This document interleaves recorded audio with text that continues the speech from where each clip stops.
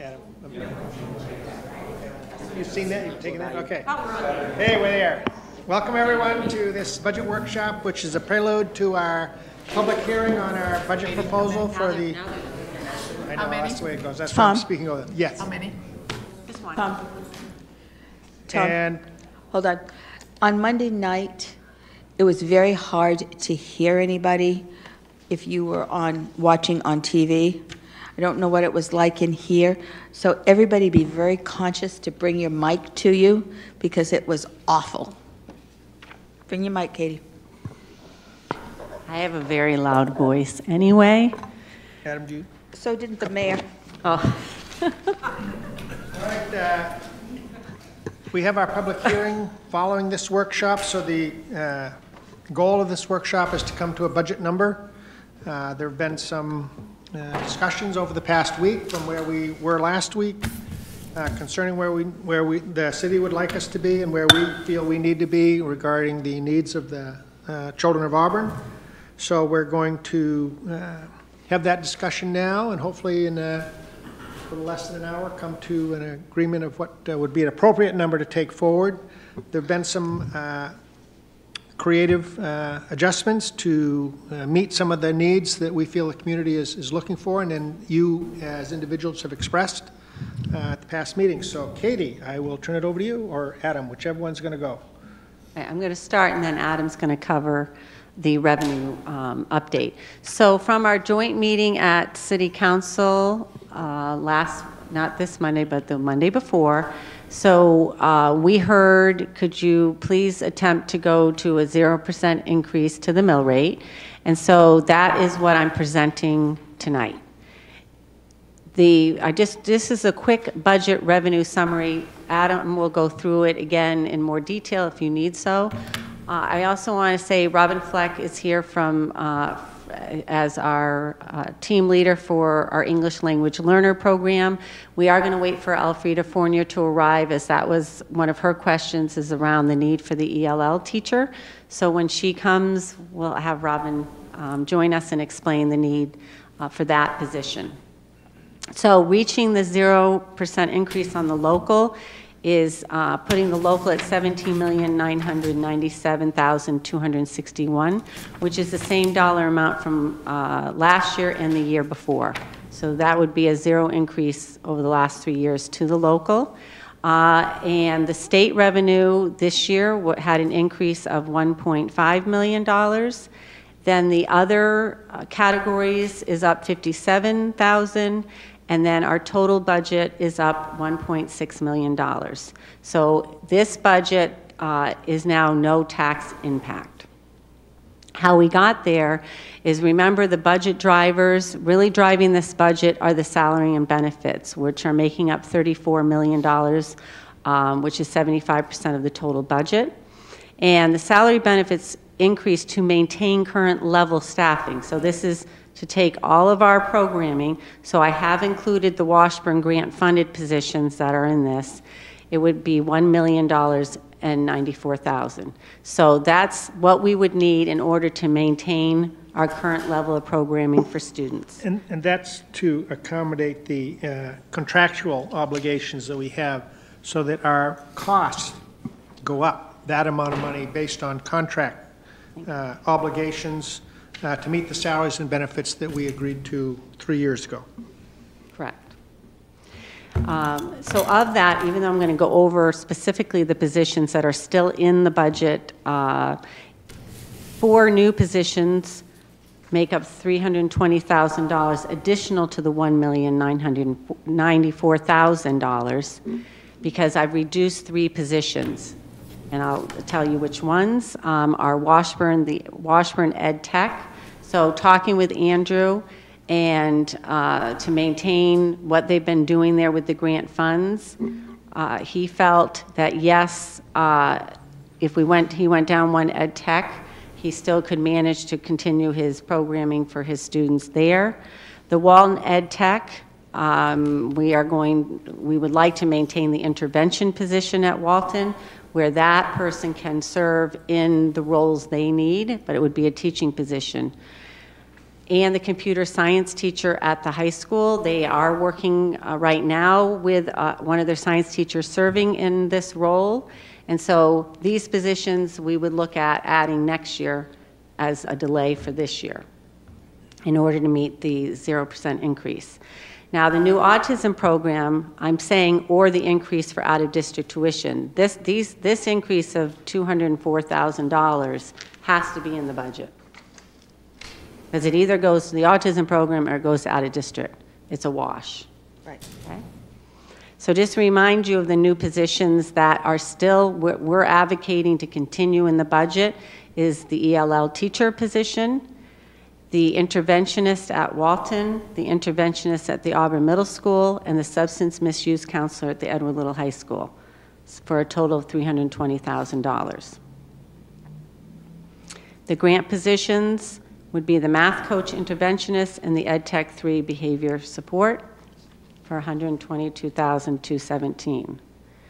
Then the new district autism program is $204,000. That's one teacher and 4 ed techs, as those students require a one-on-one in the program. So those are the changes that were made to get to the zero tax impact. Any questions about that? No. What was done? Do we understand where the The $209,000 is what we were reducing the budget. Bob, do you have any questions? Are you comfortable with that? Well, we need the positions we put forth originally, and so, but we also understand the need to be at zero. So it's a balance. So we're comfortable, when I talk to the administrators that were impacted, they felt if they had the teaching positions as interventionists, that they could serve, they could have the needs met in the school. We also, in order to make the gap, which you'll see, sorry, Tom, is we increased the fund balance slightly. So to make it to the $209,000, we did increase the fund balance in order to make up the gap. So we reduced those 3 positions and then made up the gap with fund balance. We also had our insurance that we had put in 7%. It came in officially today at 6.7%. So what was that a savings, Adam? 16,000. Yeah. 16,500. So the 16,500 we put towards that fund balance we were using for the gap. So that reduced the increase to the fund balance. So our fund balance went from, and you're going to see this when we pass it out, and I'm finding it, went from 719,000 to 772,000. And so I'll have Adam, we'll pass this out so you can see the changes on the revenue. Welcome, Alfreda. We know you had to rush back, back and forth. I had it all laid out, and I missed the most important thing, which was here. That's all right. Yes. In the rush of traffic, that is the worst part of the city right now. It is. I didn't get run over. So I just went over how we reduced, Alfreda, the $209,000 in order to get to a 0% increase to the mill rate, okay? So we reduced 3 positions. The ed tech, one of the ed techs for the Washburn School, the ed tech at the Walton School, and the computer science position. Those 3 positions were reduced, and then we added around $77,000 to the fund balance in order to make up the gap. Okay? And we're still maintaining that autism program, Right, because that's net wash. because we need to have that in the budget. Dan, do you have any questions specifically? Okay. This is to Bonnie? reach the zero, right? Yes, this is to reach the 0% impact. Faith? Do we have to reach the 0% impact? I think we're being, I think in order to move forward through city council, yes. Okay, because it's, I don't know, it's very discouraging for our kids. We hear time and time again from the city side that they want to see test scores, they want to see our kids excelling and being closer to the state level.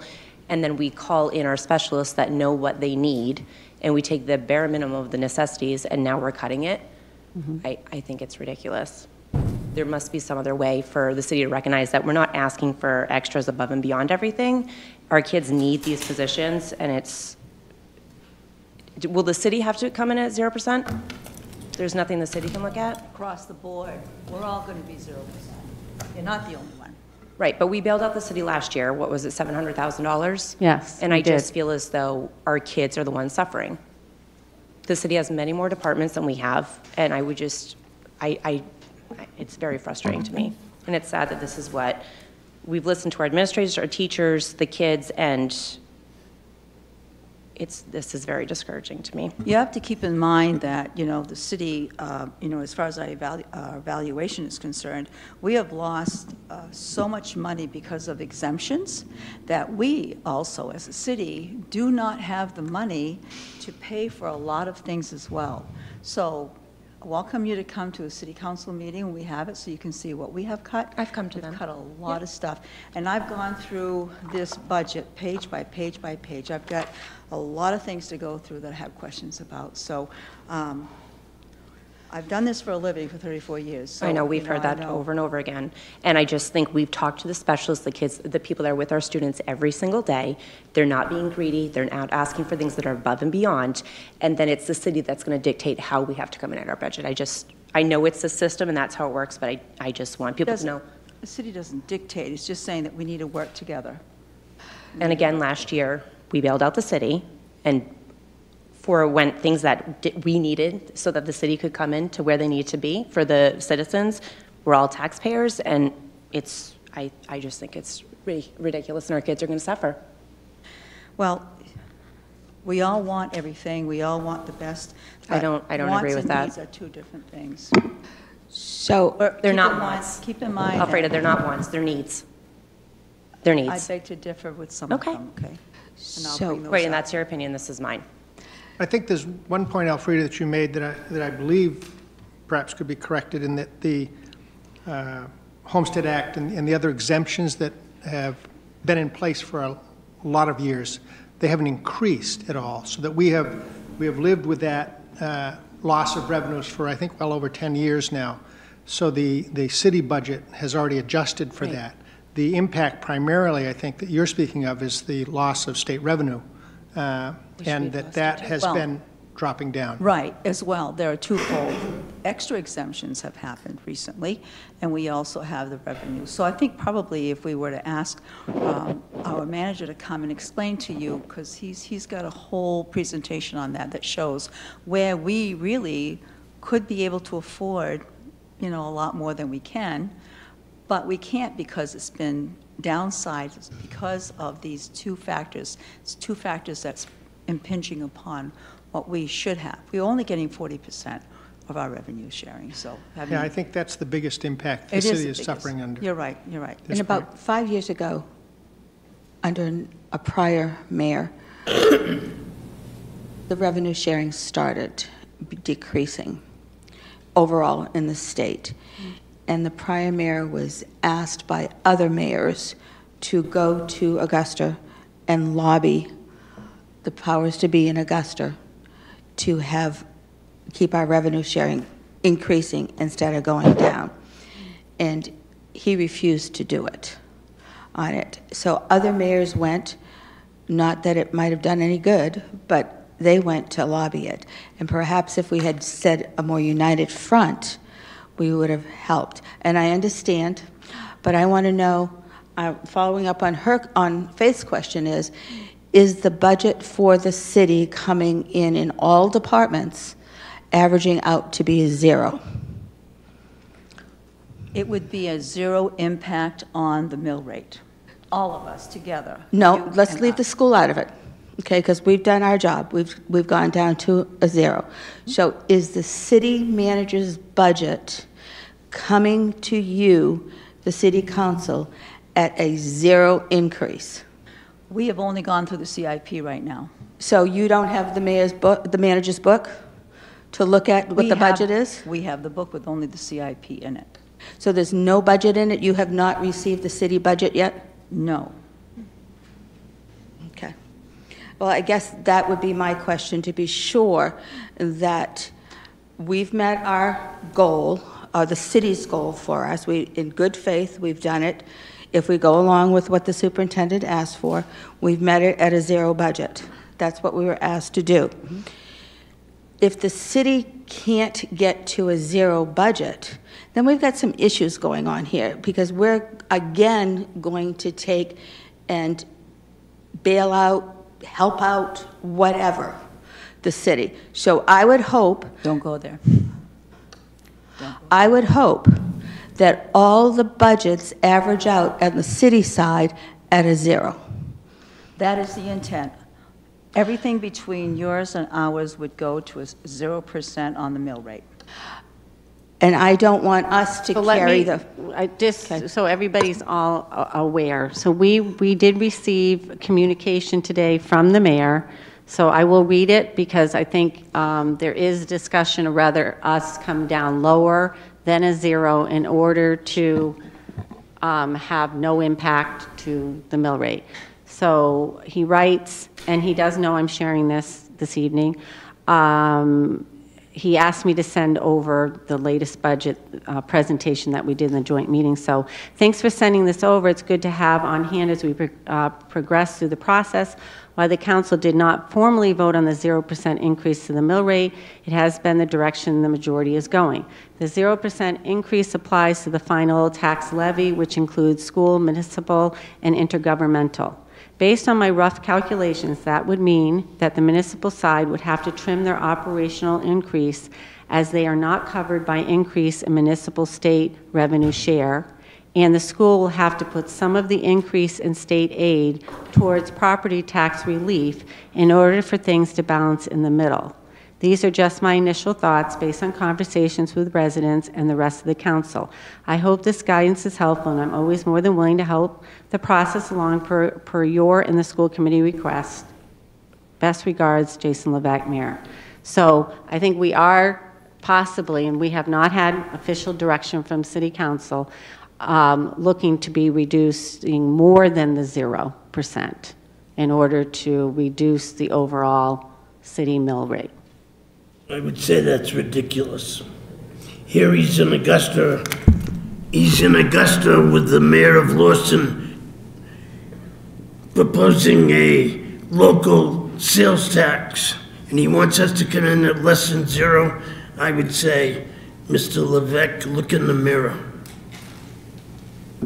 Dan, what is your feeling on that?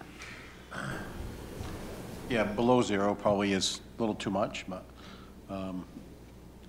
yeah, that would, I guess if everybody else is, all the departments, then, you know, we would probably want to help follow that. But I think everybody, if we're going to do it as a group, then I think all departments should have to do that. Bonnie, your thought? I'll go with the zero. I'll go with the zero. Tom? I think we've got a reasonable consensus for the zero, although it's not what we would like to have. I think we are being cognizant of the requests of the city, as we were last year, doing the best we could to unfortunately balance some of the city budget on the backs of our students, which has been the case for far too many years at this point in time. And last year was because they had an error in evaluation, which was nothing to do with us. That's correct. That was the city's finance department. So we have bent over backwards, so to speak, to assist the city in every way we can. Unfortunately, it has compromised the quality of education in Auburn.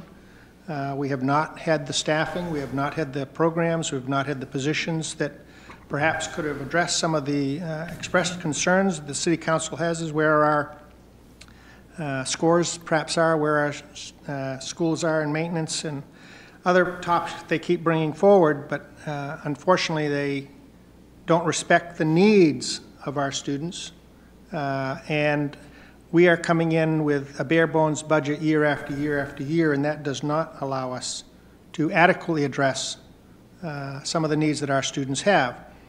That said, I think we are again being as respectful as we can of the needs of this city and the taxpayers in this city, and reducing our request to a 0% impact on the mill rate.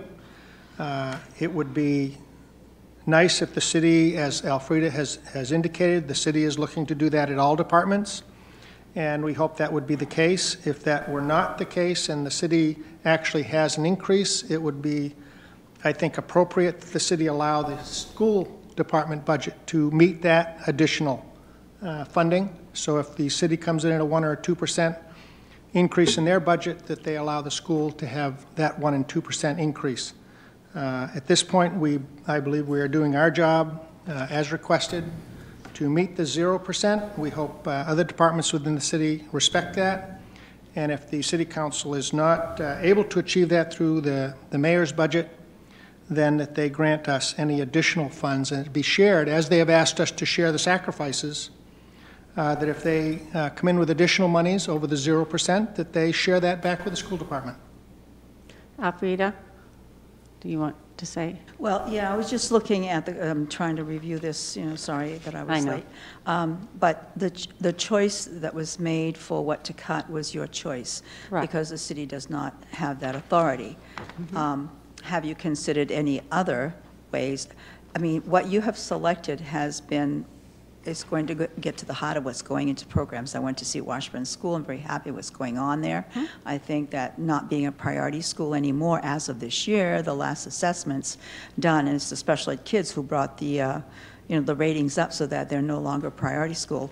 Have you considered looking at administrative costs? I mean, when I was looking at the cost of administration, we have for example, a special ed director.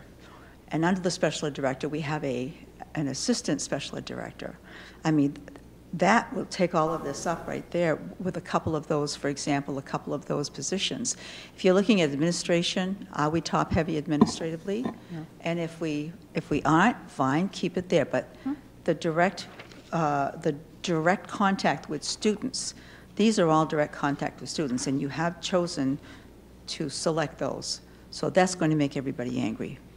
It is going to make everybody angry. I mean, pay raises, those that are under the care of people who are unionized and those who are not unionized, you can change that a little bit. You have the power to do that. Giving raises to administration, if it's a heavy raise, and if there are many of them who have received heavy raises, then that is going to impact how much more your budget is going to, cost.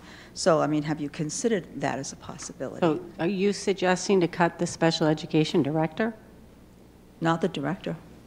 I think you have two very high-paying positions, the director and the assistant director.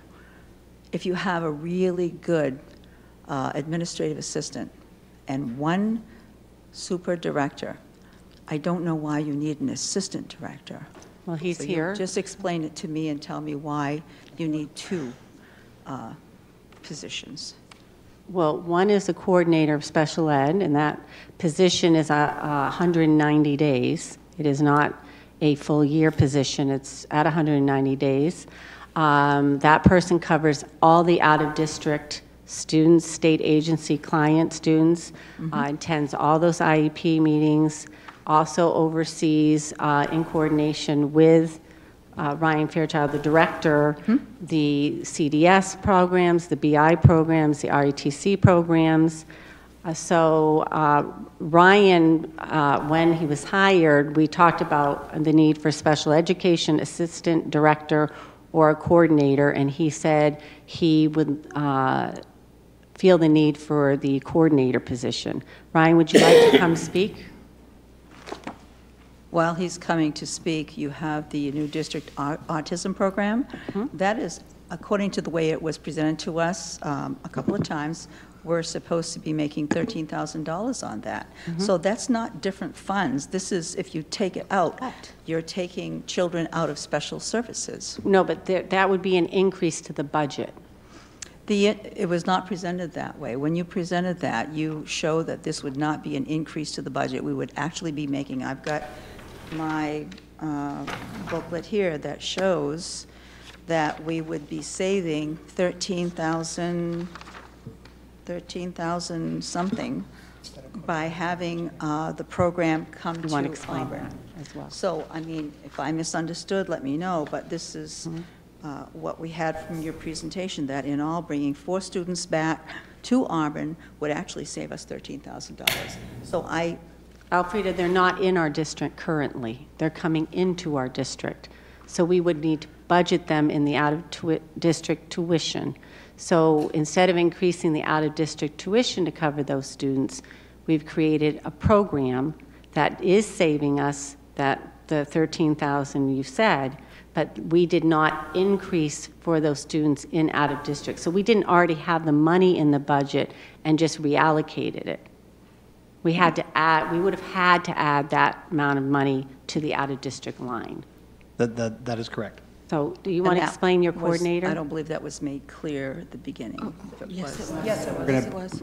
Yeah, we were going to bring kids that are currently in CDS, and that instead of them going out of district, in the past, when we've done that, 2 years ago, there was an increase of over $300,000 for students, and then last year, there was an increase of over $230,000, and that by taking these 4 kids that are going to be in kindergarten next year, by creating this program, and I said it could be potentially a 4, starting at age 4 to 3rd grade.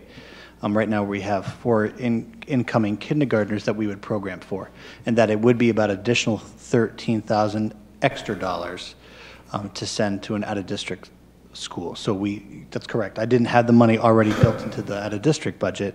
We'd either spend the 200 and something, whatever thousand, or put additional monies into the out-of-district. In terms of how my department works at the central office, when I was interviewed, the question was asked, we're in a unique situation where we're having both the assistant director and director leave at the same time, and what are your thoughts around that? So when I was in New Hampshire, I worked for the Claremont School District, which was SAU 6, so we had the Unity School District, the Cornish School District, and Claremont, and we had about 525 IEPs total between the 3 districts, and the majority of the students went to one high school, Stevens High School in Claremont, but we also had students that went to 4 other high schools. And we had a coordinator, out-of-district coordinator, which is very common in New Hampshire, and the system had 1 director. And under that system, I was able to do the job. So I was able to kind of work directly with principals and special ed teachers in the schools while I had a person do all of the out-of-districts, and we had about 55 kids, going all over the state into Massachusetts. New Hampshire's different because the kids can go residential, so you have students in Massachusetts, all over Vermont, all over the place.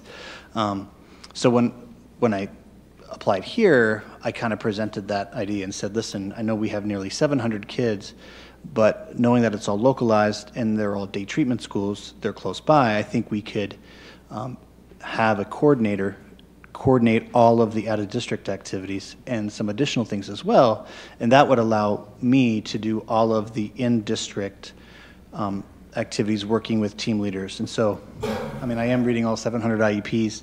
I attend many IEP meetings, do observations, work with BI, and Laura is out straight every single day. So right now she has about anywhere between 80 to 88 students on her caseload that she case manages. So she's responsible for going to those IEP meetings, scheduling those IEP meetings. She attends all of them. She writes all the written notices for them, advanced written notices, coordinates all the amendments. Oftentimes, the out-of-district schools are going through different audit cycles. So we've been in the audit process really for the last year and a half, and so Spurwink might be in their process, or Margaret Murphy. So when they have findings, those come to us, and then we have a timeline, and then she coordinates with those schools as well to make any changes or participate in any professional development. So, though I've done the job for quite a while, and I like what I do, I don't know if it's sustainable to have one special ed director and take on those additional responsibilities as well. I'm not sure that that's feasible. I know something would fall. Well, our current model right now is very similar to Lewiston. Now, Lewiston has building coordinators. We don't have building coordinators. But they do have an out-of-district coordinator that's right around 100. I know Portland has an out-of-district coordinator that has about 100 students that she case manages and has been doing that for many years. I know Lewiston has 100, and we're just not that far behind, between 80. And having done the job before, and when I first started, I case managed around 50 kids. Even 50 is a full time. And you got to be really good with your time. So I'm not sure that that's just my perspective. But I think building coordinators go a long way. I mean, they get a stipend. They don't have to, it's not another salary, another bunch of insurance and benefits and that. You know, you give them a stipend and you can get a lot of mileage from building coordinators. And we do. They're in the building all the time. And so, I mean, to me, that might be another model that might work more, you know, frugally. Well, thank you, Ryan, and I do have Robin Fleck here as well to talk about ELL position, because I know that was another question. Thank you. Okay. Robin, will you come up and join us and explain the ELL need? Appreciate you being here. I do want to say, and Robin doesn't know I'm going to talk about her for a minute, but Robin is retiring this year. Oh. And she was the catalyst for starting our ELL program at Sherwood Heights when I was a second grade teacher there. And she is just an expert. The love of her program, the relationship I'm just going to get emotional, the relationship she has built with our ELL families. I think we started with 3 ELL students, and she was a teacher, and then suddenly we had our influx, and she has been our coordinator. She's been the constant, working in partnership with all of us to make sure we're meeting regulations, meeting our students' needs. And she is a huge loss to us, a huge loss to our community. And I just hope we can find someone that just has the love and passion for her job like you do. So thank you, Robin. Well, thank you very much. And I have reflected that the first time I spoke here at the school committee was 28 years ago. And that was to make a plea for a full-time position for 12 students that we had. And they were local families, immigrant families. At that time, we had no refugees or asylees or asylum seekers within the community. And so here I am again, okay? And things have changed a lot in 28 years in the demographics in our community.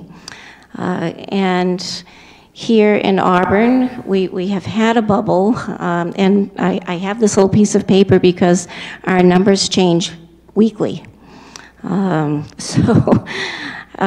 We have, at Park Avenue, we have, let's say, 129 students that we are responsible for either servicing or monitoring their progress. And monitoring progress is when a student has been in the program, they've exited, but we are legally bound to monitor their progress for 2 years. So that means their ELL teachers, which are their case managers, are regularly checking in with the classroom teachers, looking at the district progress monitoring and their scores, so that if they start to slip back, we don't have to do anything special to provide them help. If they need to come in for a little intervention and have some skill work, we do that. We notify the parents, but we don't have to have a big meeting to do that. So that's where that number's at. 28 students this year are in year 1. So these are students coming to us. The majority of that 28 are students in grades 3 and up who are coming to us with no English. And the academic requirements that we have for students in those grade levels are high, as I'm sure you're well aware, and newcomers need a lot of support. So we are really bursting at the seams at Park Ave right now. And if you come and visit, which you are all welcome to do, you will see that we have every nook and cranny and every person available who can support all Park Ave students, but particularly our ELL newcomers. And in one room, you see from a child who just arrived from Gaza last week, who's a newcomer, to someone who has been here from Angola maybe 6 months. And the teacher, you know, is accommodating all of those different levels, and that takes a lot. And these students, the goal is for them to become independent, and they do, okay? But in the beginning, you need a lot of support. So that is why we need an additional staff person there, so that we can meet the needs of all these students. We had a bubble at the high school for a while, and the numbers were growing there.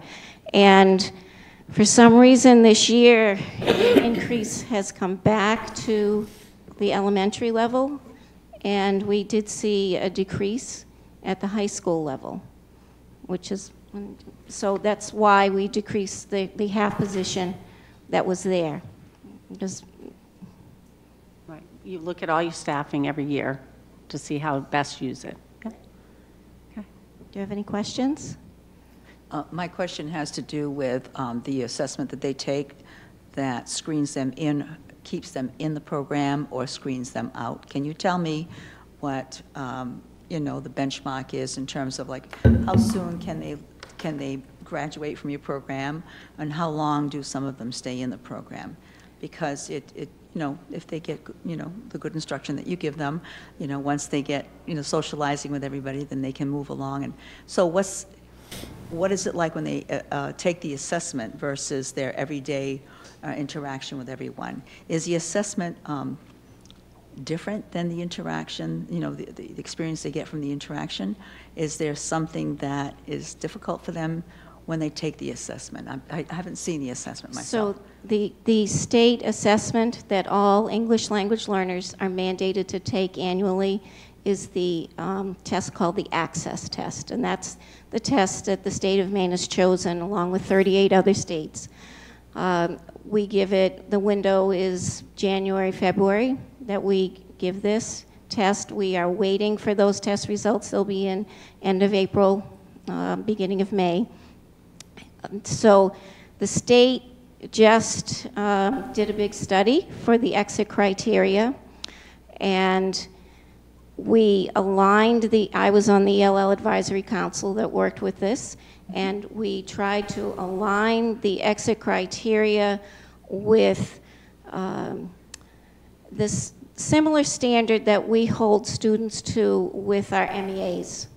Okay. So the exit criteria for the access is now a 4.5 on the access test. The access test measures a student's listening, speaking, reading, and writing ability. And we can track their progress, and we are held, we are accountable to the state, and there are growth measures that the state looks at. And of course, as they recalculate the test and a new version comes out, then things get adjusted. And with the new ESSA model, the state submitted a new plan, so we're just starting in a new cycle for growth. But Auburn has done very well in terms of meeting the annual measurable achievable objectives. So we've done well with the 4.5 score that our students must get? So this just came out in October. Okay. All right, so we had many more students because it went back 2 years. So we exited many more students with the lowering of that score. It did lower, correct? Yes. It Yes. did lower what? It went, so it was a 6, and then they recalibrated the test scores and they dropped it to a 5. And then after this summer, the advisory council's recommendation was to lower to a 4.5. And that came out in October. And that was retroactive for the year before scores as well. So out of the 129 students that you have right now, how many do you think will leave the program and go on? How many do I think will exit this Yes, year? yes. Oh, boy. You can hope, or you can... Just a ball. Just a ball. You know, we average at the elementary level 6 to 10 a year. Okay, yes. And it really varies. Like with these newcomers, they're going to take longer to exit than when we have students move over from Lewiston who've already had a few years of good instruction, and we're just continuing on. Do you feel that the grade of 4.5, that students are ready to go out, or do you feel like we're doing a disjustice of lowering the score? Typically, when the students are scoring at that level, they're successful in the mainstream. That's good to know. And the MEA scores, what was happening is the ELL students were, there was a higher rate of them meeting or exceeding the standard than the mainstream population. We were holding them to a higher standard with the old exit score. Why do we do ELL? Are we mandated by the federal government, the state government, or the what? Both? We are mandated by the federal government. That we must educate? That we provide equal access to education for these students. And we have a LAU plan, which we are revising to meet the new exit criteria and some new language. You know, the acronyms are constantly changing, so, you know, just updating those pieces. But the state mandates that every district in Maine has a plan for identifying English learners, servicing them, monitoring their progress, state testing, how programs are delivered. And it doesn't matter if the children are from France or from Mozambique or no, wherever? You know, a child can be born here and be bilingual. I mean, you're native born and be bilingual, trilingual, multilingual, all right? And when you fill out the home language survey, which is part of the registration packet, it's a requirement in the state, and parents are asked to answer 4 questions. It's about what language is used in home, with their peers, you know, with family members, and if there's any other language listed there, then we do an online screener, which again, we use the one that's mandated by the state, the WIDA screener, and we determine their language proficiency level there. My father's parents came from Russia and Poland, and the family didn't speak English, and he was 5 years old and had to go to kindergarten. And he had no really control of the English language. And he went in, and my grandmother went with him, and the teacher said after a month or so, "You need to teach him English in your home." And my grandmother said, "No, no, no. That's why I'm sending him here." And that premise is still going on.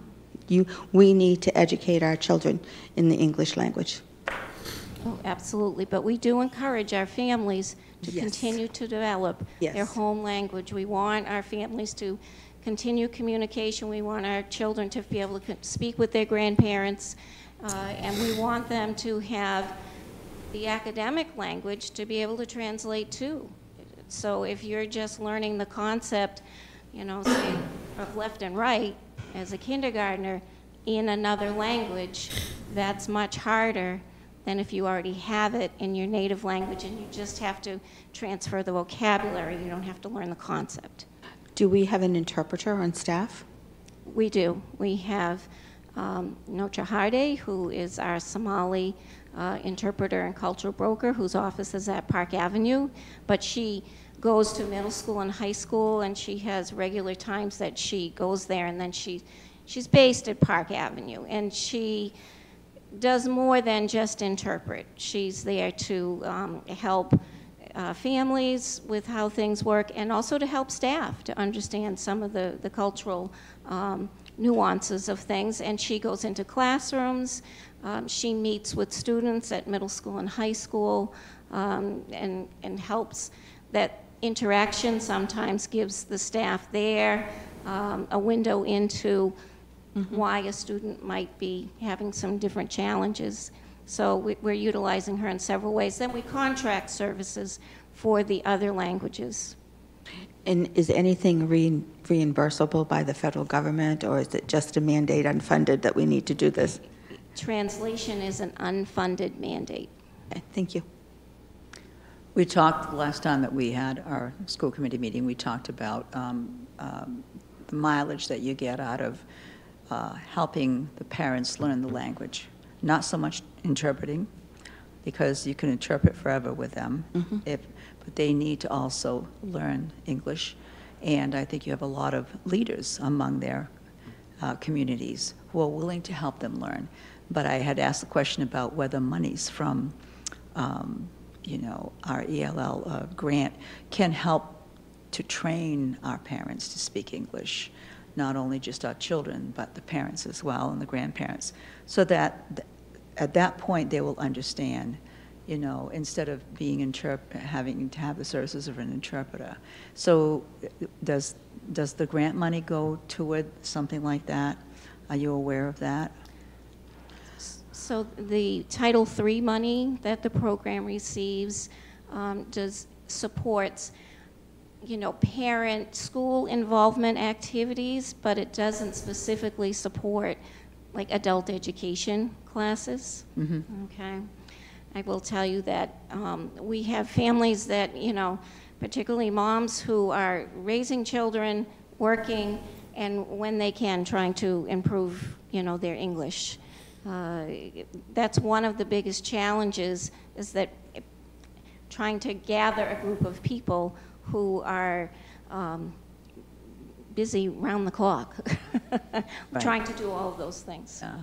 Yeah, the moms especially are very busy. Is it possible that we could have like an update from ELL so that we, at the beginning of the year, can understand how many we have who have signed up, and then at some point when you feel it's good to have an update on where we are to see, because I don't think we've ever had a report from ELL, so it's nice to have that. All right. Thank you. Thank you, Robin. Thank you very much, Robin. So we have about 5 minutes before we need to break. Or we can run over if we have to, but at this Right. point, are there any further questions or considerations, Dan? What would be the balance of the fund balance after we take the 772? Right. So do you want to bring, I would have to come down. You have that chart. Pull up. So right now, it's about 1.9, at about 1.9. Your mic isn't loud enough. Is this on? Ooh, there we go. You adjusted it, Dave. Thank you, Yes. Dave. So if we don't generate any further fund balance this year, but we don't lose any, let's say it's a wash, which we don't know yet what it would be, it would go down to about 1.2, or between 1.1 and 1.2. What's the maximum that can be in there? 3%. 3% of the total budget? Mhm. Yeah. And what are we contributing this year? So you can see where the list is. 772. If you look in the yellow, yes, do you see it? Yeah. Do you see it, Bonnie, in yellow under Look the at the orange? bottom, the farthest bottom yellow line. Yep. Yes.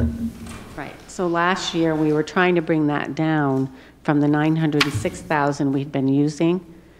So we had brought it down, and then we brought it back up last year to get to zero. So we're at 719,417.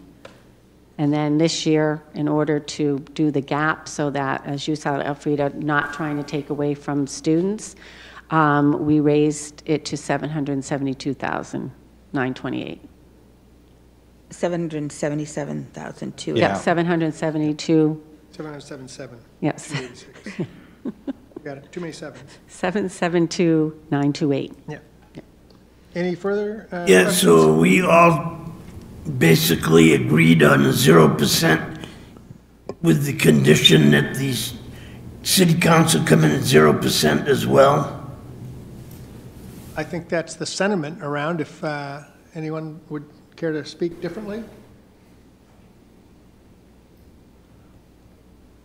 Very good. I think then that's what we will take forward into our public hearing The numbers on this sheet that you've received this evening that shows us at a zero mill rate Reading an impact amazing book. to the, It's called The Border. With the changes to the health today, we'll get updated reports tomorrow, and those will be on the website tomorrow afternoon. that'll be a minor adjustment, though. Minor adjustment for the health insurance change.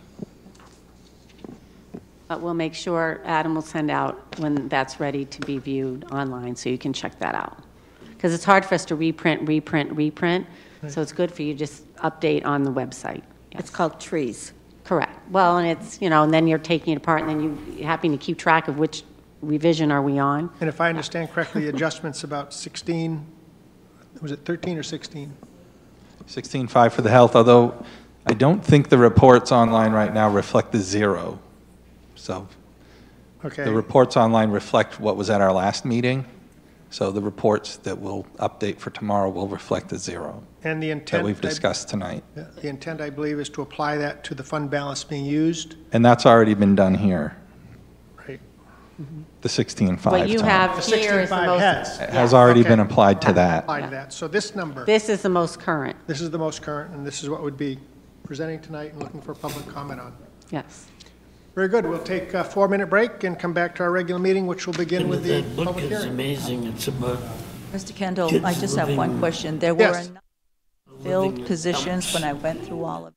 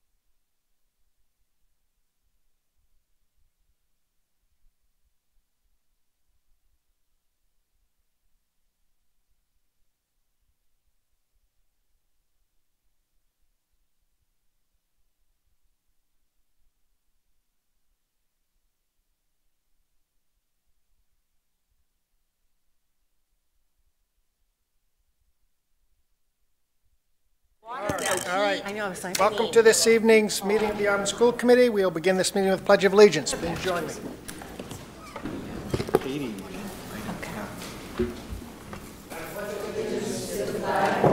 the United States of America and to the republic for which it stands, one nation, under God, indivisible, with liberty and justice for all. And introductions. Why don't we start with you, Adam? Adam Hansen, Business Manager. Michelle McClellan, Assistant Superintendent. Alfreda Fournier, Mayor's Rep, Ward 4, City Council. Dan Poisson, Ward 5. Katie Grondin, Superintendent. Tom Kendall, Ward 3. Bonnie Hayes, Ward 2. Faith Fontaine at large. Bob Manili, Ward 1. Very good. Any school committee member had a communications from whoever that they'd like to share with the committee? Seeing none, Katie may have something to add? Yeah. So the communication is, I wanted to, and I didn't get a chance to send an email today, but I wanted to let you know that yesterday, Scott Anir and Adam Hansen and Mark Lee and Lisa Sawan were at the Department of Education at the construction subcommittee meeting, where we presented the new Edward Little High School project.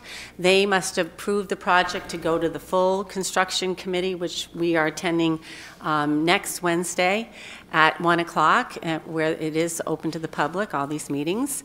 So we did our presentation and we got a unanimous support for our project, and it was a compliment to our team as we left. The Scott Brown's secretary said it was the best presentation she had ever heard. So we felt proud of our team's presentation, and so we're one step closer to the new high school. So I wanted to let you know that, and also update you at the end about some additional meetings that we will be having coming forward. But I can tell you that when we go over meetings. All right. Anyone else?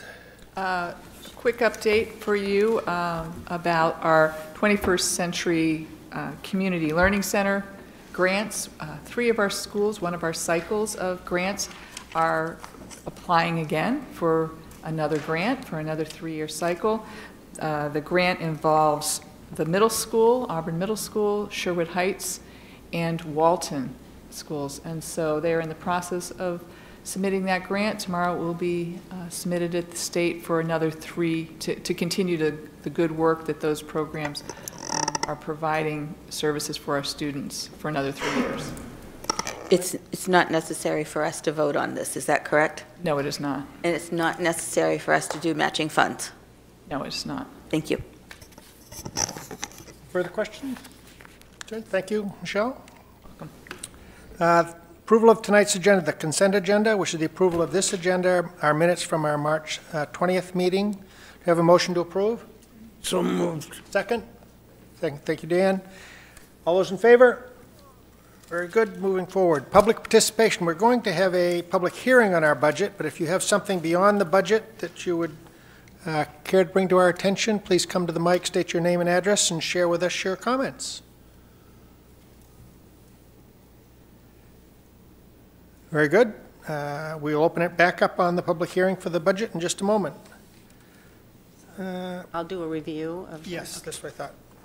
Right, so I'll review for those tuning in of what we just went through with workshop. And so we have brought in the school budget, superintendent's proposed budget at a 0% increase. We are looking for local support of $17,997,261. This is the same amount we have received in the last 3 years. This will be our 3rd budget at this amount. Our state funds are at $25,945,862. We did have an increase, and I'll just remind folks that that increase was the majority driven by our high special education costs, which led to an increase in subsidy. We also had there was a change in the state mill rate, went lower, so that also impacted the increase to state funds. We also had an increase in regional service center funds. We had an increase in other revenue sources of $777,286. So our budget is coming in at $45,336,735 with a no tax impact. Just to remind folks that our budget is made up of people, so budget driver is mostly around salary and benefits. In order to maintain our current level of staffing, we need an increase of $1,094,000. This includes all of our current staff, plus including the Washburn grant-funded positions. We have 4 new positions included at $320,000. We have done a reduction. Speaking to the principals impacted by the reductions, they do believe they can meet the students' needs with what is proposed. And then we also have the new autism program, which, as we pointed out, is an offset of increase we would need for our out-of-district tuition. And there is a savings in doing the program. So that's a wash. The new positions are the ELL teacher, and we thank Robin Fleck for explaining the need for that, an interventionist at Walton, an interventionist at Auburn Middle School, and a substance misuse counselor at Edwardsville High School. I do want to do a side note that I didn't mention at the workshop, but as I was doing some research for our presentation yesterday, in our application in 2009, I think it was 2009, 2008, 2009, there was an addendum in there from our budget in that year where we lost, I'm going to say, about 10 to 12 positions. That was one of, I think, our toughest budget years where we lost considerable amount of staff, especially at the high school. At that time, 50% of our AP courses were eliminated. So I think when people hear new positions and things we're doing, we're trying to come back to where we were way back. So it was interesting to read that at this time to say, wow, those were tough years when the whole country was having a recession, and we also felt the impact as a school department.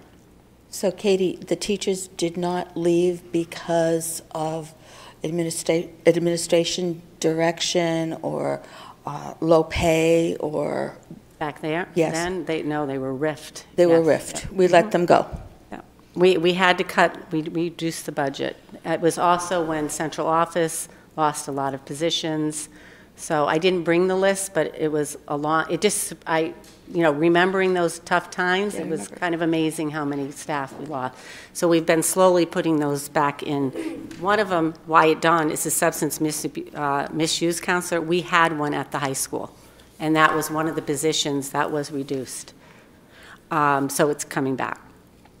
The grant positions, as I spoke about, the interventionist math coach position at Washburn and the Ed Tech 3 behavior support. He also has support in the title in his SIG grant for another Ed Tech, and we also moved an Ed Tech position that was unfilled into Washburn. So they do have support needed to continue their programming.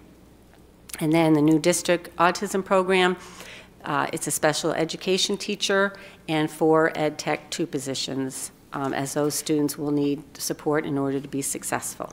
So that is where the budget stands tonight. Very good. I'll open up the public hearing on the budget. If you have a comment, please come to the mic, name and address, and share with us your comments on our proposed budget.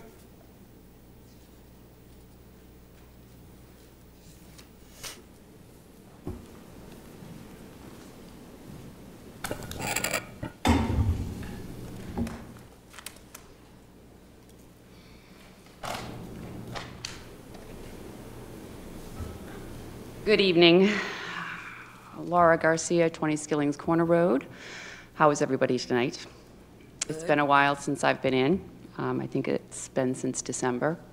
I apologize. I have been watching at home. I was the caregiver for my second cousin, who was 91, and she passed away after a broken hip just before Christmas. So, Sorry. And it's interesting to note that she was the 1946 valedictorian of Edward Little. Oh, my goodness. And as her caregiver, I saw her just about every day, went to the library. If you ask the librarians at EL or at, I mean, not EL, at Auburn or Lewiston, they know me because I would come in and get piles and piles of books for her on almost a bi-weekly basis.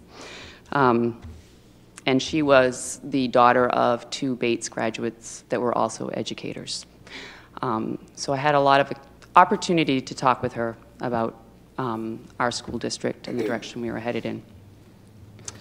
That's just an aside, but I think it's kind of neat. I have her diploma and actually their yearbooks because her sister was also a graduate of EL. But I have been watching with interest. And I, particularly with regard to the budget, I just had a couple of not quick, but I have a couple of questions. But before I do that, I would like to address Bonnie's comment just a moment ago about the teacher attrition rate. I actually requested Excuse this. me? This comment, this is related to the budget? Yes, it is. And Chairman Kendall, I'm just responding to something that Ms. Hayes just said momentarily ago.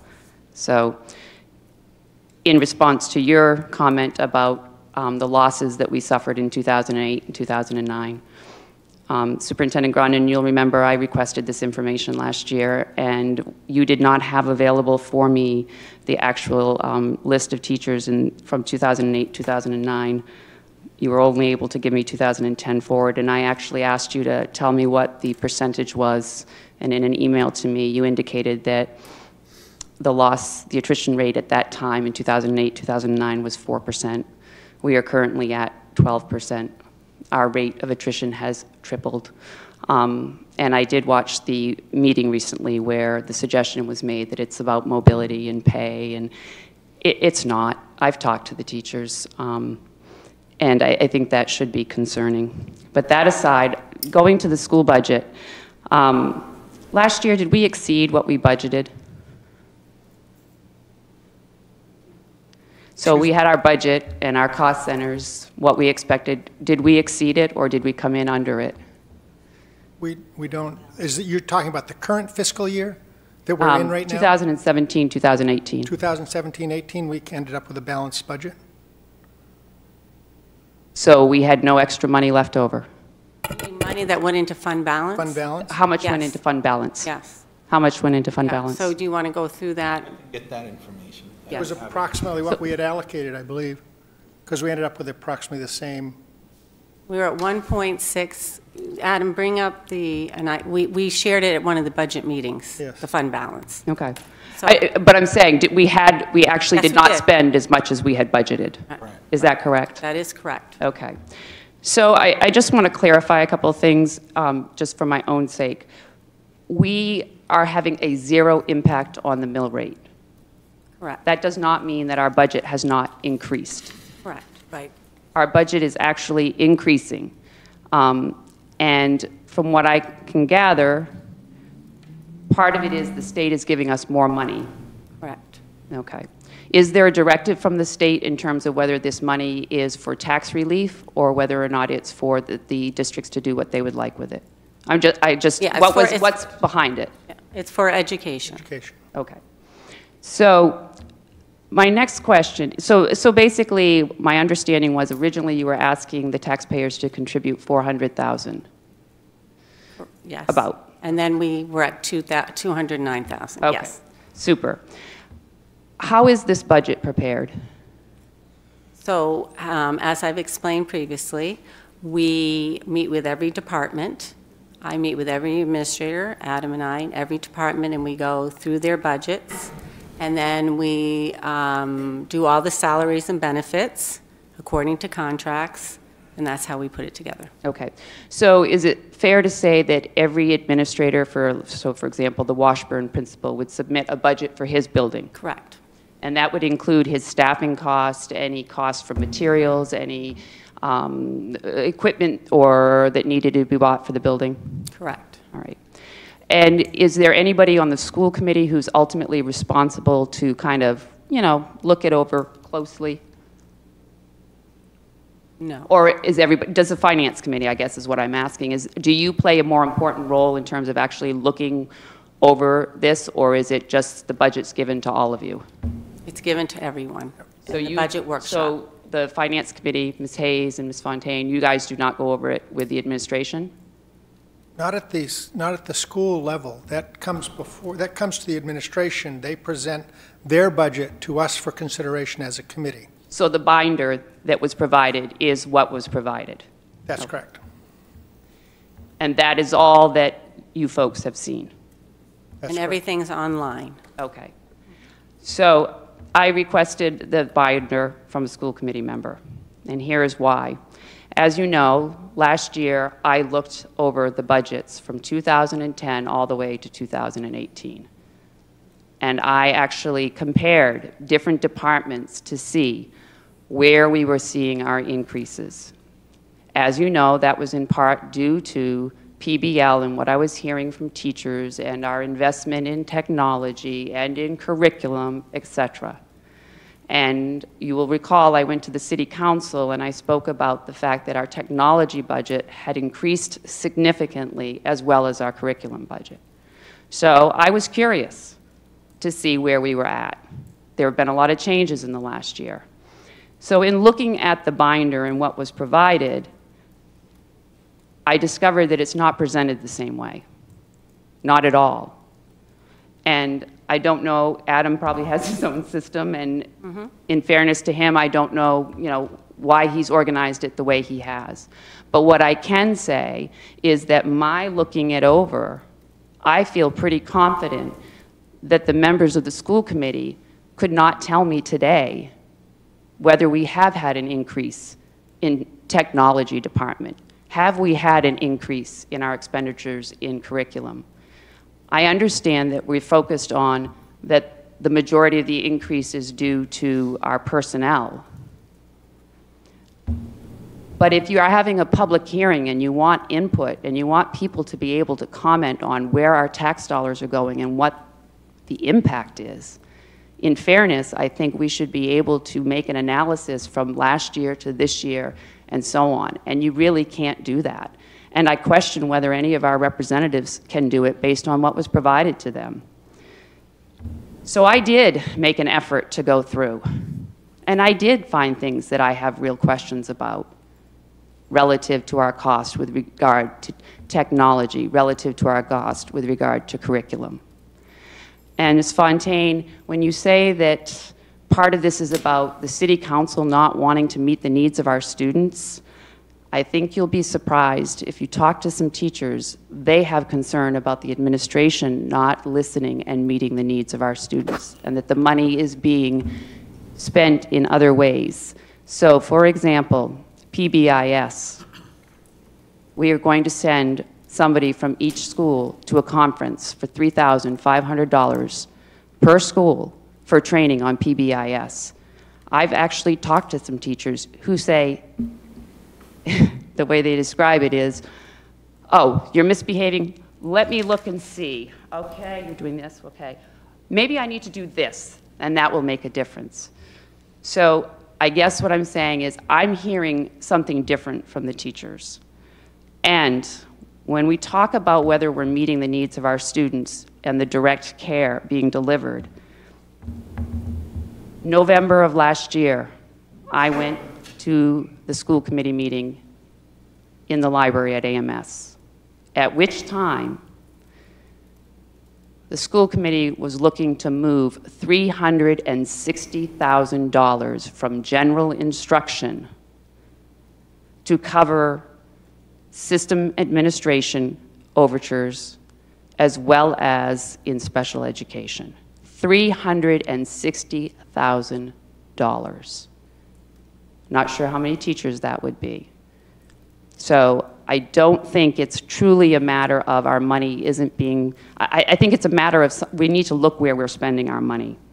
So the other thing I would note with regard to the specifics of the budget, having looked at it,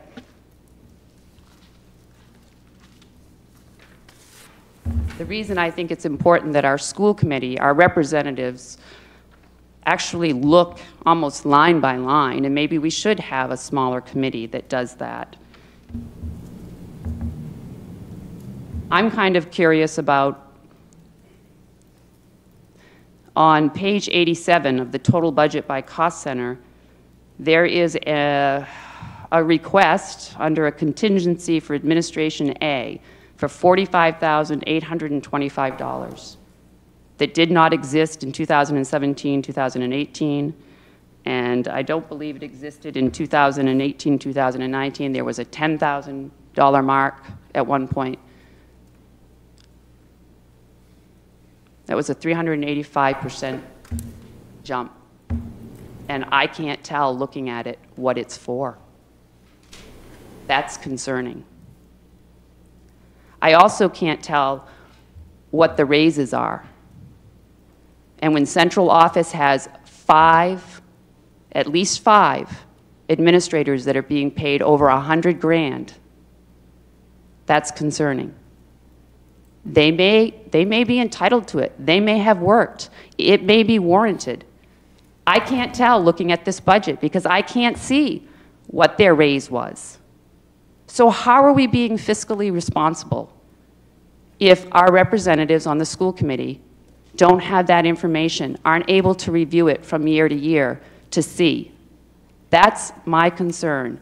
It's my concern both as a taxpayer and as a parent and as somebody who has pretty regular and frequent contact with our teachers. And they are concerned that the needs of our students are not being met, and it's through no fault of theirs. We need to support them, and we need to find ways to support them. With regard to the special education budget, Adam, I do have a quick question. When the budget was printed for the binders, there is the revised cost for the budget from the prior year. Then there is an actual cost. Is that the cost at the time of the printing? Yes, the actual, yes. Okay.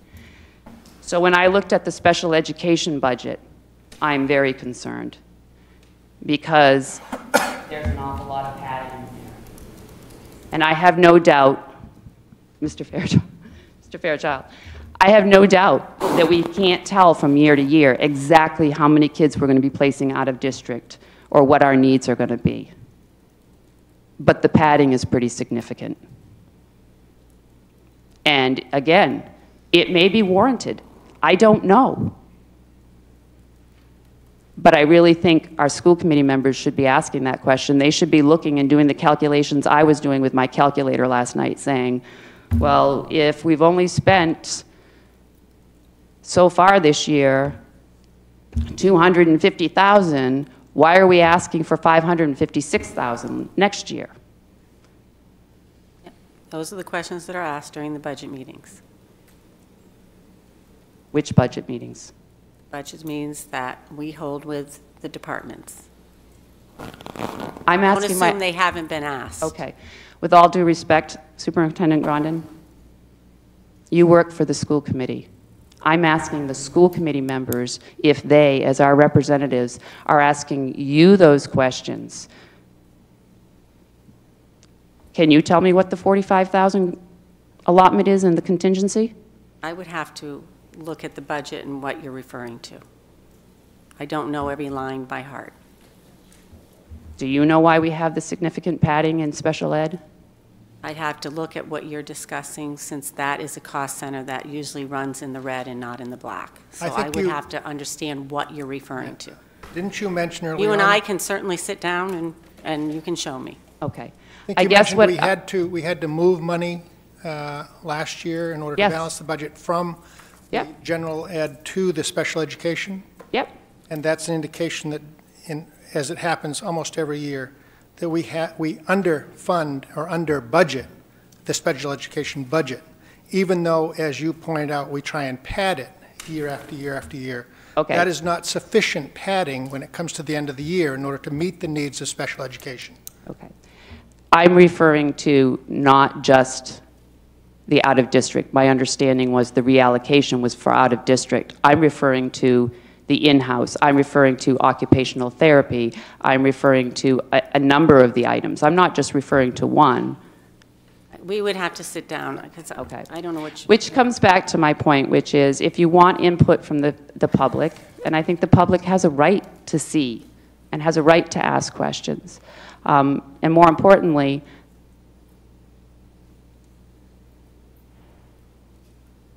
it amazes me that respect is requested. It goes two ways. I think it's important that in addition to the budget being presented the way it is, I would respectfully request that it also be presented according to departments. Because to do it this way, you know, the technology is, there's the two cost centers. There's the support of staff and students, and there's the support of regular instruction. And a lot of this stuff is all mixed together, and it's impossible to see. It's impossible to see where we are having trends. It's impossible to see where we are spending more money this year from last year. And I know your answer would be, well, this is our job, and this is what we do, and you need to trust us, but that ship has sailed. Thank you for your time.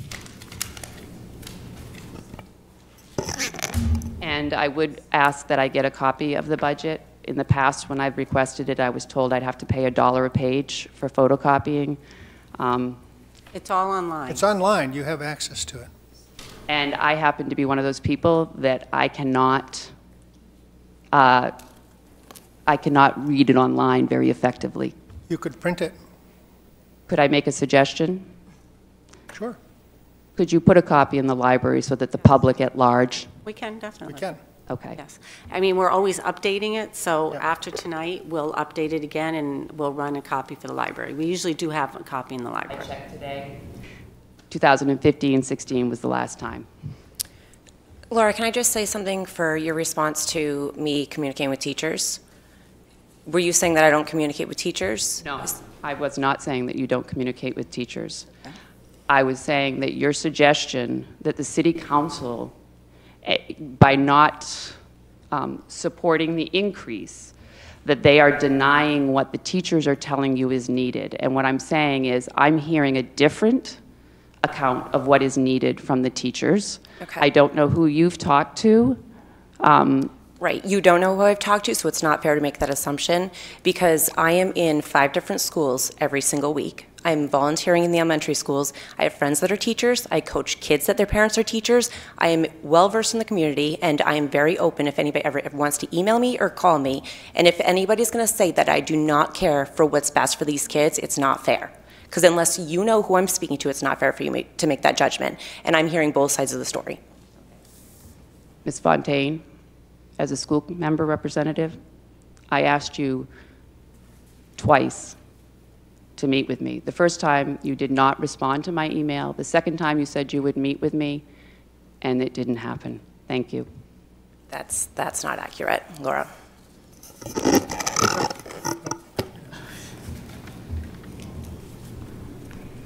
Mr. Chairman, I'd like to ask a question. Yes. I have one section in my my budget book that...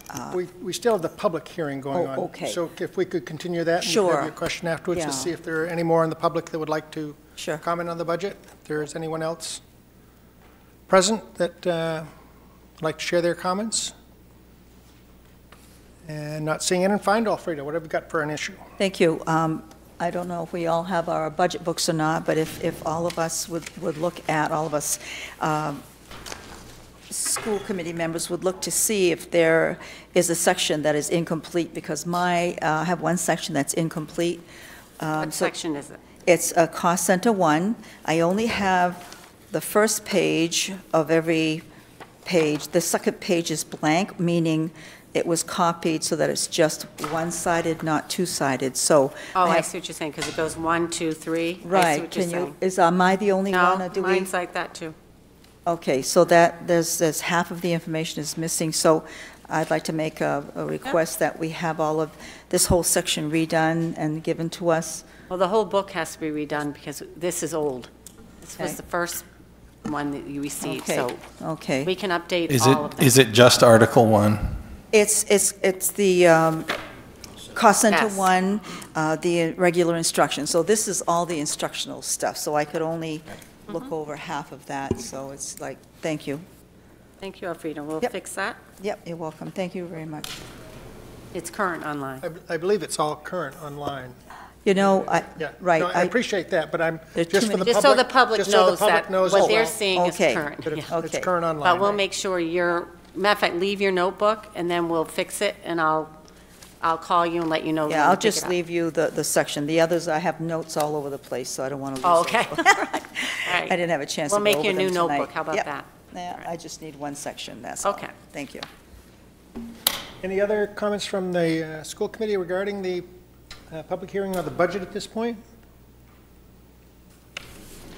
Very good. We'll move on to business, which are the policies in our second reading. Michelle? Great. So, yes, we have a second reading of the policies that were presented at our last meeting. Just to remind you what those policies are. Student Transportation Services, Policy EEA. Child Fine Policy IHBAC. And Reporting Child Abuse, Child Protection, JLF.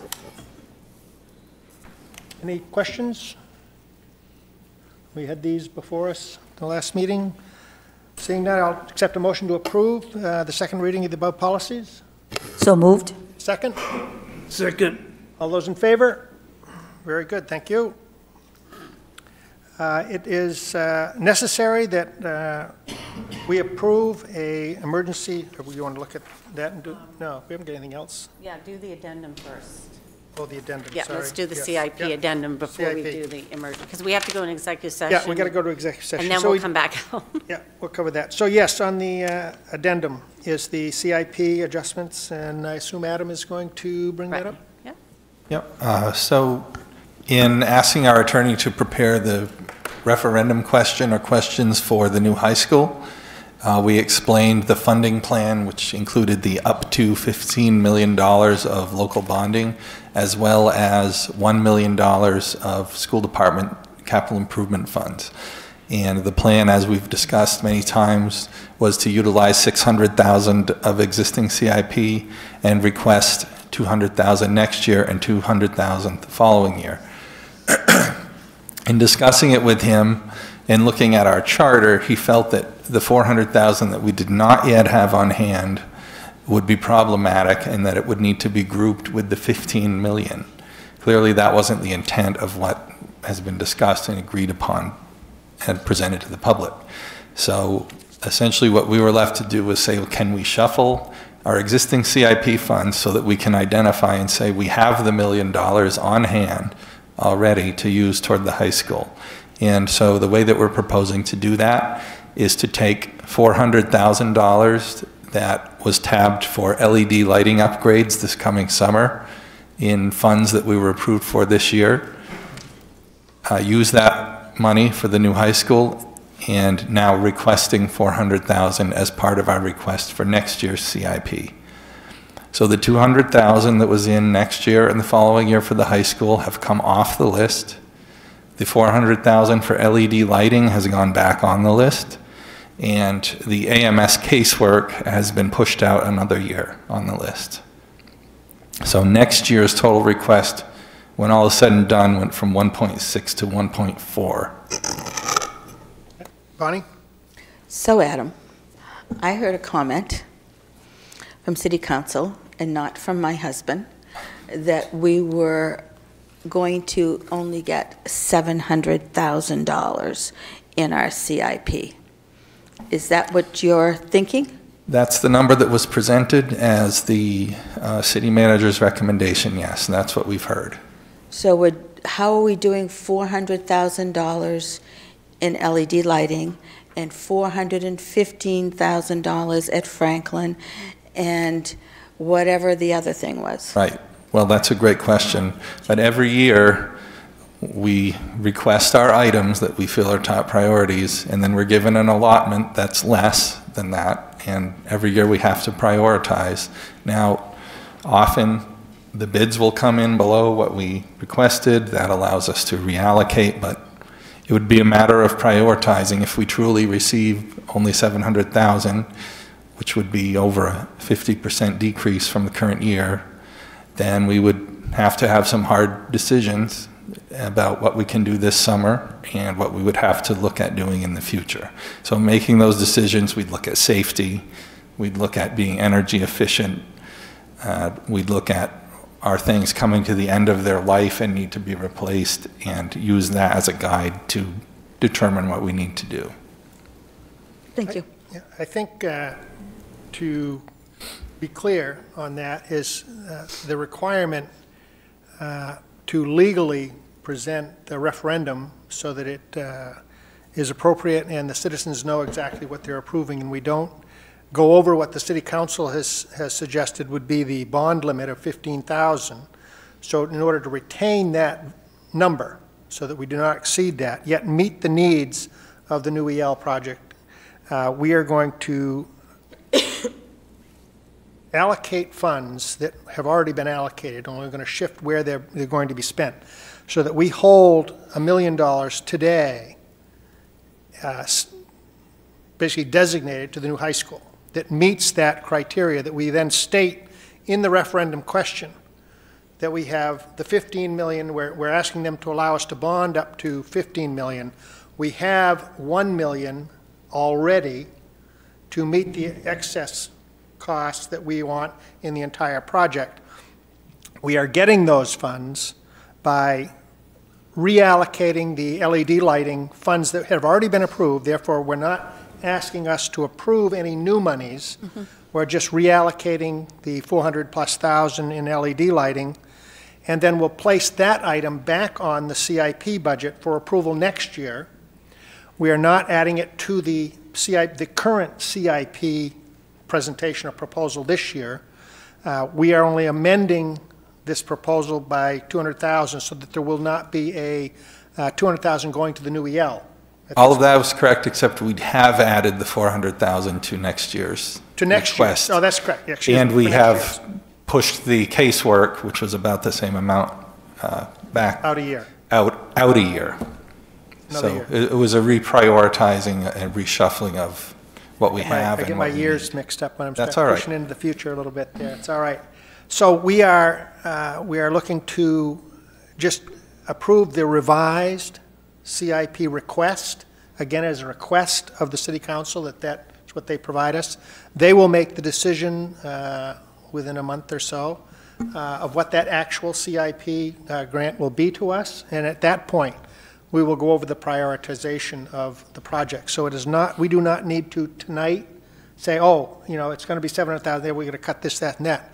We will wait until that is a known number, and then we will decide what are the high priority projects. So there is no determination tonight of what that's going to be. We are only accepting the adjustment in the CIP as we've asked for, which is to move the 400,000, which allows us to legally present the referendum question to the community and meet the needs of our new high school project. So that's where we are tonight on the new CIP. Yes, Alfreda. Just wanted to add a few things. I know that is a hard decision to make when you have to do that. We have to make sure that we follow procedure in terms of deciding what to keep for this the year 2020, and what to hold off until 2021. I know casework has been badly needed at the middle school, but I think when you consider that versus, for example, if you were to look at the 514,000 for, not the 514, but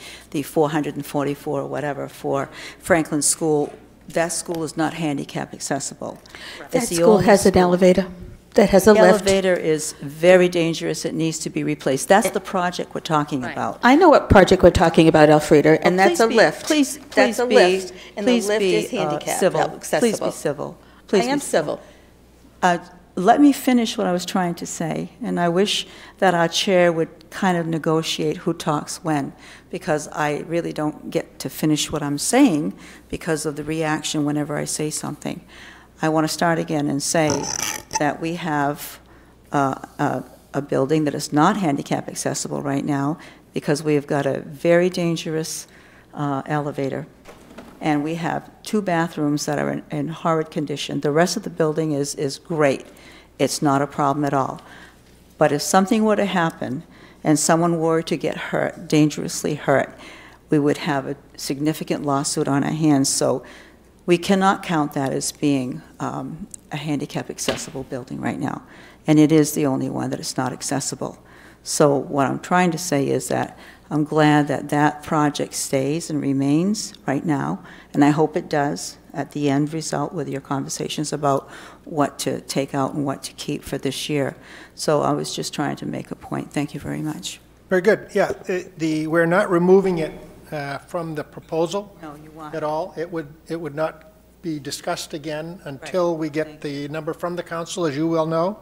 And at that point, we will prioritize what needs to be done, what's appropriate to be done with those funds. My only comment, I guess, is on the LED lighting.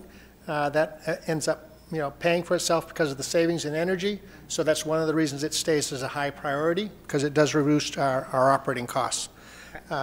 Any further questions on the revised CIP?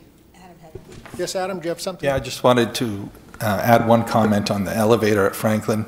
The current lift is inspected every year, so it is safe currently, but it definitely is a priority to address in the next couple of years. But I just want to make sure people know it is continuing to be inspected, and we feel it's safe at this time.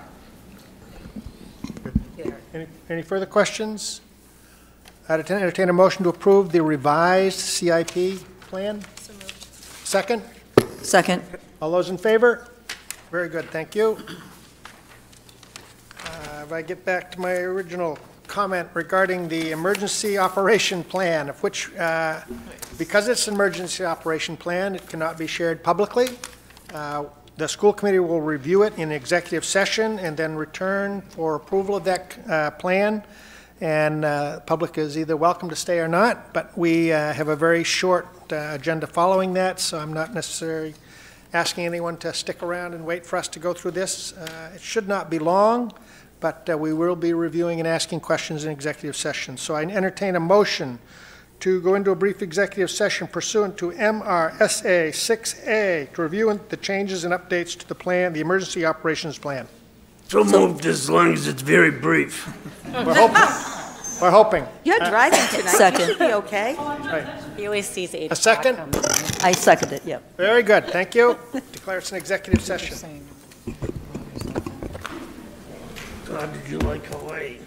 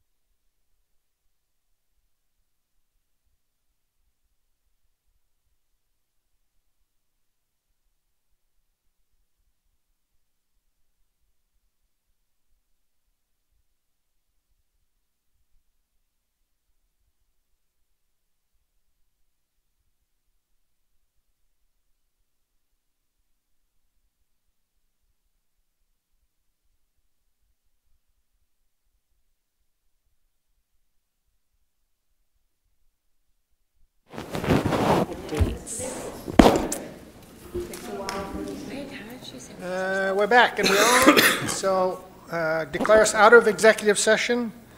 I thank you all for your participation. I need a motion to approve the emergency operations plan as presented. So moved. Any further discussion, Nick, which there really can't be any? All those in favor? Voting, not a There we go, you're in there. All right.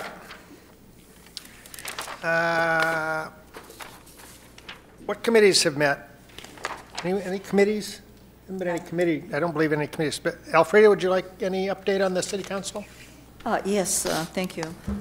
For the library, they have instituted something different, and that's for each purchase of a reusable community bag at Hannaford's on Spring Street, which is, a bag for your groceries, $1 goes towards the Auburn Public Library. So that's pretty, they need some funds, so that would be nice. The auction, also another fundraiser for the library, is underway. We're looking for donors and sponsors. The sponsor levels are $100, $500, and $1,000. And if you have anything that you would like to donate for the auction, please contact Mamie Nye, the director, and it's 333-6640. And there's also an auction website as well. And again, the auction will be May 30th to June 8th. Let me see, in terms of the city, we're reviewing a marijuana ordinance. It's not final yet, it's in the draft stages, and we're talking about how far away from schools and places like that these businesses need to be. Peter, the manager Creighton reviewed the capital improvement plan. He made some significant cuts in that. We set the validation date for the referendum election for June 11th, 2019. We had a recognition for Edward Little High School girls ski team, 2019, Class A Alpine ski state champions. That was a pretty happy occasion. Two more things. One is the Auburn Water District, which affects all of us. We've approved $400,000 for our share, and Lewiston also will have $400,000 towards that share to institute an alum treatment in the lake so that we don't have a blossom again like we've had before. And hopefully that'll take care of things for a little while. And finally, the next council meeting, city council meeting, is April 16th because of the holiday. Thank you. Oh, one more thing. Councilor Titus and I visited Washburn School, and Principal Andrew Bard brought us through the whole school, and we spent a few hours there, and I was extremely, extremely impressed. So was Principal Titus. I mean, it's just unbelievable how this school has come around, and God bless those special ed kids because they raise us on a priority level. We don't want to be priority level, but it was so quiet you could hear a pin drop. I know MEAs would be administered, but that wasn't the only reason. It was just like a really quiet day, and I said, "Well, we've been here for almost a couple of hours." He goes, "Yeah, that's right, and no emergency," and so I really have some background there with that in that building from teaching remedial reading there many, many years ago, and it kind of reminded me of the old days. So it was nice to be there, and I thank the principal for a very gracious visit, and all of the teachers were awesome. The kids were awesome. So thank you very much. Very good. There will be a new EL Building Committee meeting this coming Tuesday evening, 6 o'clock here. 7 o'clock. 7 o'clock. Upcoming meetings are regular school committee meeting on the April 24th, May 1st, and May 15th. Okay, so I need to add some things. April 24th, we are doing a joint workshop with City Council at 6 o'clock to go over the recommended referendum question for the new Edward Little High School. So next Tuesday, the building committee will be going over one question, two questions. We've been working hard with our attorney around that Wednesday. Is it what? Oh, I thought I heard something. Tuesday at 7 o'clock, and they're going to recommend what they, for which question, one question, two questions, so forth. And then on that Wednesday, the 24th at 6 o'clock, the building committee recommendation will go to the joint meeting. And we are also having Joe Katira. He's working with us on the bond the bonding, so he's going to be reviewing the city bonding the project. The overall project is approximately 122 million right now, and so once we get to that joint meeting, we will have the project approved by the state. We will have the recommendation from the building committee, so that when you vote on the question that night, it has already been worked through with city council to make sure we're all on the same page, and that everybody has a clear understanding how the bond will work. So will we get it when city council gets the question? Yes. And does the state have anything to say about the, No. how it's worded? No. Okay.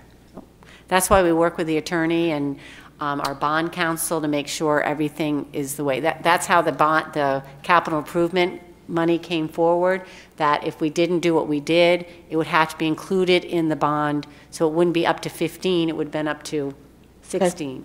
So that was part of why we go through it.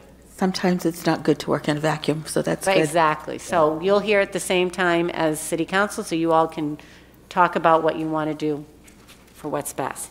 On May 8th, we've added a meeting on May 8th at 6 o'clock, so I will send that out to you to remind you, but we need to do a grievance hearing, a level 3 grievance hearing from the AEA, so that's on May 8th at 6 o'clock. One comment that I have, I will not be present on the April 24th meeting. I apologize for that. I will be out of the country. I will be here. Good. And All right. ably leading it. Yes. So we're not meeting next Wednesday? No. No. Okay.